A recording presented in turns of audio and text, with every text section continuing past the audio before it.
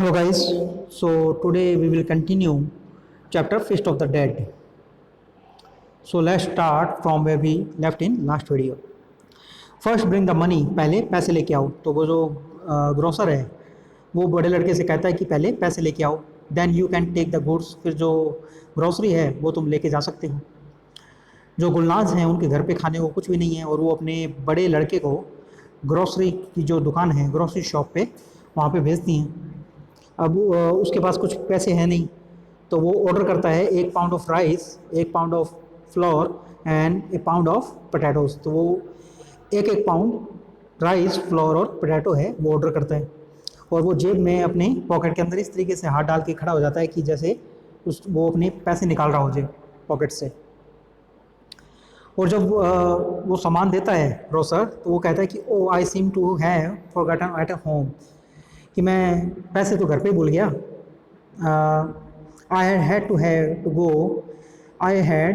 To go all the way home in this cold and come back again, कि मैं इतनी ठंड के टाइम में इतनी दूर वापस घर जाना और वहाँ से वापस आना, ये तो मुझे बिल्कुल भी पसंद नहीं आएगा, काफ़ी नफरत होगी इस चीज़ से. Right it down and I will pay you tomorrow. तो वो कहता है कि ये ट्रिक करता है वो ग्रोसर को थोड़ा ट्रैप चीट करने के लिए. तो वो कहता है कि लिख लो, I will pay you tomorrow, मैं दोबारा पेमेंट कल है ना पेमेंट कर दूंगा तुम्हारी. It was a brave effort, ये काफ़ी एक बहादुरी भरा प्रयास था. But the grocer knew the tricks of the trade too well. पर जो ग्रोसर था, जो शॉप का ओनर था, वो ये सब ट्रिक्स था ये एक अच्छी तरीके से जानता था. यानी जो व्यापार की ट्रिक होती है उन्हें अच्छी तरीके से जानता था, क्योंकि उसके पास इस तरीके से काफ़ी लोग आते होंगे. तो वो कहता है फर्स्ट ब्रिंग द मनी, वो कहता है कि पहले पैसे लेके आओ, then you can take the goods.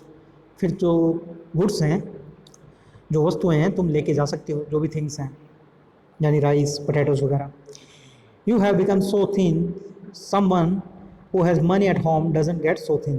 तो वो कहता है कि तुम इतने पतले दिख रहे हो, यानी इतने पतले हो गए हो तुम, इतने थिन हो गए हो. Someone who has money at home, कोई भी जिसके घर में पैसा हो, डजंट गेट सो थिन, तो वो इतना पतला नहीं हो सकता जिसके घर में पैसा हो.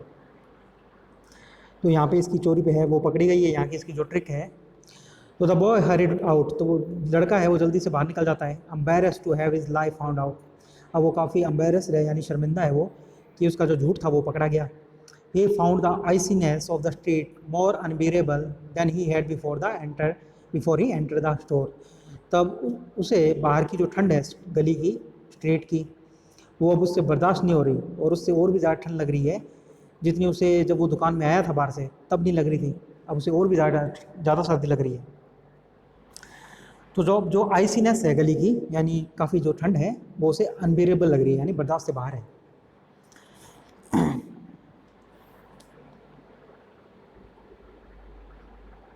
At the corner, he saw smoke coming out of the chimney of the White House.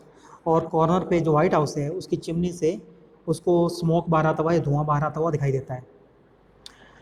How happy were the people वो लिव्ड इन इट. और वो सोचता है कि इस घर के अंदर जो लोग रहते हैं वो कितने खुश होंगे या कितने खुश हैं वो लिव्ड इन इट, इस घर के अंदर जो रहते हैं. It did not occur to him to be jealous of them.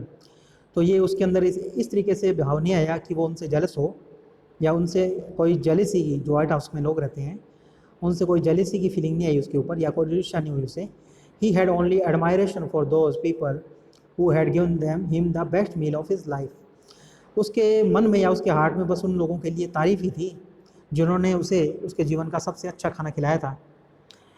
क्योंकि जब उसके फादर की डेथ हुई थी, जब पहले दिन जो खाना आया था वो वाइट हाउस से आया था, तो उनसे उसको कोई जेलसी नहीं है और एक एडमायरेशन ही है, यानी एक तारीफ़ ही है उनके मन में उनके लिए, वाइट हाउस के लोगों के लिए, कि उन्होंने उसे उसकी लाइफ का सबसे अच्छा खाना खिलाया कभी.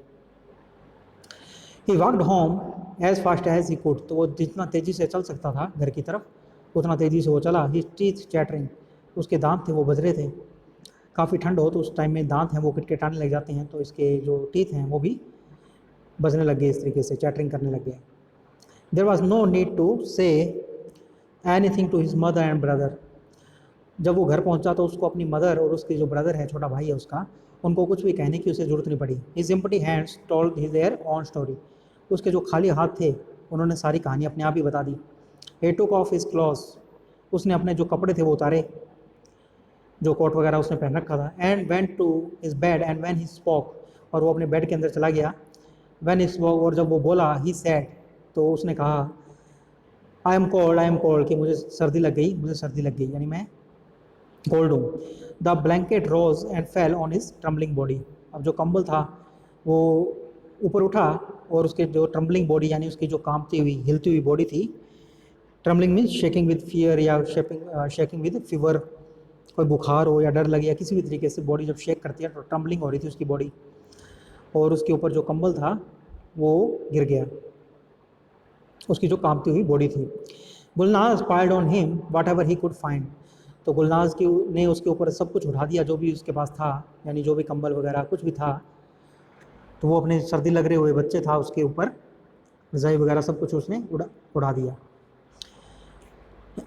तो उनके घर में जो भी कुछ डालने के लिए था, रज़ाई कंबल वगैरह सब डाल दिए उन्होंने। The trembling lasted for nearly 2 hours, और ये जो कंपकपाना वगैरह ये जो शेकिंग थी ये 2 घंटे तक चली इसी तरीके से, लगभग 2 घंटे तक। Then came the fever and the exhaustion, तो फिर बुखार आया और फिर एग्जॉशन यानी काफ़ी बिल्कुल जो एकदम अनकॉन्शियस हो जाए आदमी, तो वो एग्जॉस्ट हो गया बिल्कुल। द बॉय ले ऑन इज बैक मोशनलेस, तो जो लड़का था वो अपनी पीठ के बल पड़ा हुआ था बिल्कुल मोशनलेस, यानी कोई मूवमेंट नहीं थी, अब शायद उसकी डेथ हो चुकी है।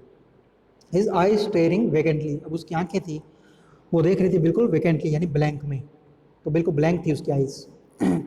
Gulnaz lifted the covers and tried to cool the burning body and her cold hands with her cold hands, अब गुलनाज ने जो कवर्स थे यानी जो भी रज़ाई कंबल वगैरह उसके ऊपर पड़े हुए थे उनको उठाया, and try to cool the burning body, और उसकी जो जलती हुई बॉडी थी यानी काफ़ी फीवर था उसको, तो उसकी बॉडी थी वो तप रही थी, तो उसकी बॉडी को कूल करने के लिए अपने ठंडे हाथों से उसने ट्राई किया। She pace through the house till evening, और शाम तक वो अपने घर में तेज़ी से चक्कर लगाती रही इधर उधर। Pace through the house means walking across the house, यानी घर के अंदर इधर उधर चलना, तो टेंशन में थी वो, तो इधर घर में इधर उधर चक्कर मार लगा रही थी वो। डेस्परेट, वो काफ़ी डेस्परेट थी, डिसअपॉइंटेड थी। She did not know what to do, वो नहीं जानती थी कि वो क्या करें। शी कुड नॉट थिंक, वो सोच नहीं पा रही थी। द सन वेंट डाउन, जो सूरज था वो भी छिप गया। She notice the small pall of cover she had taken off the bear's body, अब उन्होंने नोटिस किया जो थोड़े जो कवर थे यानी जो कंबल वगैरह वो उन्होंने जो लड़के की बॉडी थी उसके ऊपर से हटाए थे, उन्होंने अब नोटिस किया उसको। Wouldn't there be anybody to give some money for all that, तो उन्होंने सोचा कि क्या इनके लिए अब कोई ऐसा नहीं है कि कुछ पैसे दे दें इनके लिए, यानी जो कंबल वगैरह हैं इनके लिए। She remember that her neighbours had talked of A junk store, अब उन्हें याद आता है गुलनाज को कि उनके नेबर्स थे वो एक बातें किया करते थे कि एक जंक स्टोर है यानी एक कबाड़ की दुकान है, where they bought use thing, जहाँ पे वो पुराना सामान है वो खरीदते हैं। But it must be close, पर वो अब वो ज़रूर बंद हो गई होगी यानी क्लोज हो गई होगी। She would have to wait till the morning, तो वो सोचते हैं कि अब तो उन्हें वेट करना पड़ेगा सुबह तक का, तो अब तो वो क्लोज हो गई होगी, रात का टाइम हो गया है। With this decision came peace of mind, तो इस डिसीजन के साथ में, ये इस निर्णय के साथ में उनके माइंड में एक शांति आ गई, यानी पीस ऑफ माइंड हो गया, उनका माइंड शांत हो गया।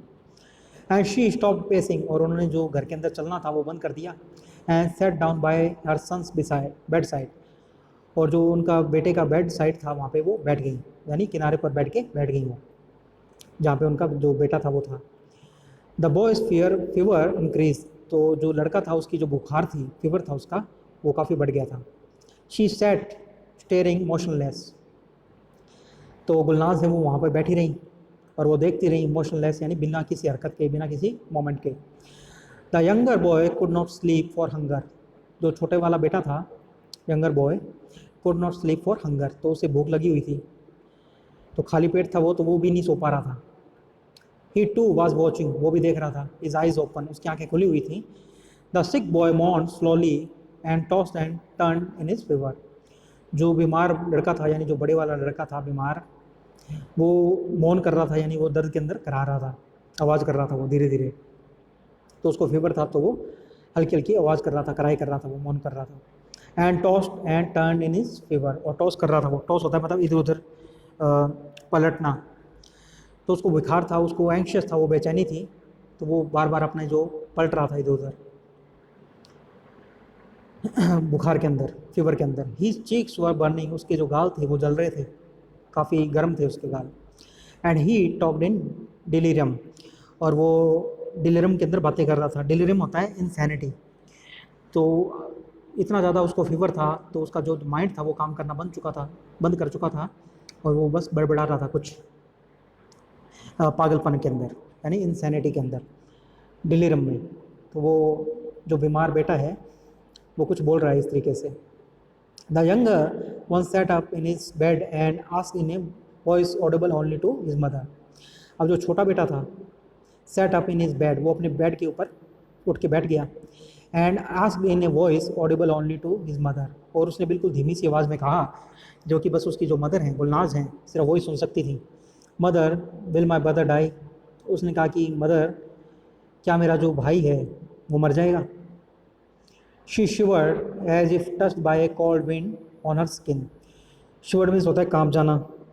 Shake slightly due to cold या इलनेस, तो कुछ सर्दी के कारण या कुछ बीमारी के कारण या किसी भी तरीके से कुछ कंपकपी आ जाती है, कांप जाता है। सो शी शिवर्ड, तो वो कांप गई थोड़ा सा। As if touched by a cold wind on her skin, जैसे कि उनकी स्किन पे कोई ठंडी हवा का झोंका लगा हो। शी लुक्ड एट हर सन, उन्होंने अपने छोटे बेटे की तरफ देखा। विद फ्राइटेंड आइज, अपनी डरी हुई आंखों से। Why do you ask that? तुमने ये क्यों पूछा? उन्होंने अपने बेटे से कहा। The boy was silent for a moment, जो छोटा बेटा था वो कुछ मोमेंट के लिए तो चुप रहा, साइलेंट हुआ। Then he lean close to her ear, फिर वो उनके ही lean close to her ear, फिर वो उनके कान के पास आया, कान के पास झुका। वो लीन मीन्स होता है बेंड होना, तो वो उनके कान के पास बेंड हुआ, झुका। एंड सैड सॉफ्टली, और उसने बिल्कुल सॉफ्टली कहा। Try to hide his voice from his brother, वो अपनी ब्रदर से अपनी आवाज़ को छिपा रहा था, हाइड कर रहा था कि कहीं उसका जो ब्रदर है वो ना सुन ले। और उसने कहा because then food will come from the white house, तो उसने कहा कि अगर ये मर जाएगा तो फिर जो वाइट हाउस है वहाँ से खाना आएगा। Because then food will come from the white house, क्योंकि फिर जो वाइट हाउस है वहाँ से खाना आएगा। Cevdet Kudret, so this Turkish story is written by Cevdet Kudret. So this is a very tragic story, very emotional story about the author Kavdet Kudrat, 1907-1992। जो कैवडेट कुदरत इसके राइटर हैं स्टोरी के, वो 1907 में उनका जन्म हुआ था, 1907 में, और 1992 में उनकी डेथ हो गई थी। वाज बोर्न इन इस्तांबुल, वो इस्तांबुल में पैदा हुए थे। टर्की में इस्तांबुल नाम से शहर है काफ़ी बड़ा। He worked as a teacher of literature at various high schools in Ankara, तो उन्होंने एक लिटरेचर टीचर के रूप में भी काफ़ी स्कूल में काम किया था। वेरियस हाई स्कूल इन अंकारा, काफ़ी स्कूलों के अंदर अंकारा के अंदर। He is non for his collection of poems, उन्हें उनकी जो पोइम्स का कलेक्शन है, उनकी कविताओं का जो कलेक्शन है, उनके लिए जाना जाता है। The first act 1929, his play the valves and his novel the comrades, तो ये उनका वर्क है। द फर्स्ट एक्ट, ये उनकी एक बुक है जो 1929 में पब्लिश हुई थी। हिज प्ले द वॉल्व्स, और उनका एक प्ले है द वॉल्व्स नाम से। एंड हिज नॉवल, और उनका एक नॉवल है द कॉमरेड्स, जो 1943 में पब्लिश हुआ था।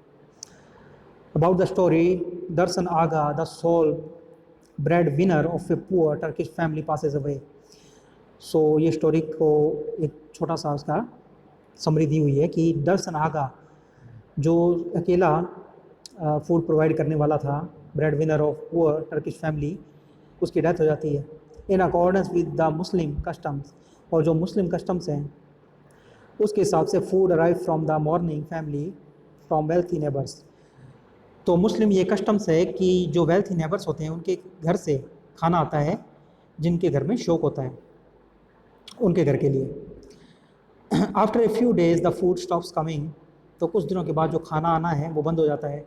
And the family grows impatient, और जो फैमिली है वो बेचैन हो जाती है, इम्पेशेंट हो जाती है। The elder son in share desperation, जो बड़े वाला लड़का है वो एक बिल्कुल डेस्परेशन में है, काफ़ी बेचैन है। Get out in the chill to go some supplies, तो वो ठंड के अंदर, चिल के अंदर बाहर जाता है कुछ सप्लाईज लाने के लिए, यानी खाने का कुछ सामान लाने के लिए।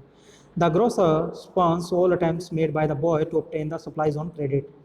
अब जो ग्रोसर है वो उसके सारे जो अटैम्प्ट्स हैं लड़के के उधार ग्रोसरी का सामान लेने के, वो सारे जो अटैम्प्ट्स हैं उनको वो व्यर्थ कर देता है, यानी उसकी ट्रिक है वो बिल्कुल चलती नहीं है और खाना उसे मिलता नहीं है, जो फूड सप्लाई है। On reaching home the boy falls ill, और घर पे पहुंचकर जो बॉय है यानी जो बड़ा वाला लड़का है वो बीमार पड़ जाता है। While the younger brother ask his mother, और तब वो जो छोटा लड़का है वो अपनी मदर से पूछता है whether the elder one is going to die, कि क्या जो बड़ा भाई है, जो बड़े वाला लड़का है, गोइंग टू डाई, क्या वो मरने वाला है।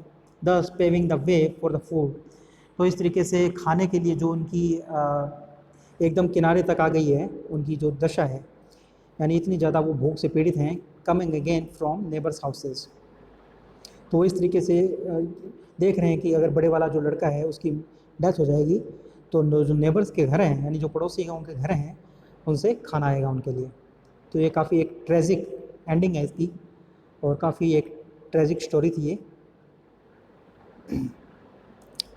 वर्ड मीनिंग है dangling, hanging loosely. Dangling means होता है जो लूजली हैंग होना, कोई चीज़ जो है वो लूजली हैंग करे।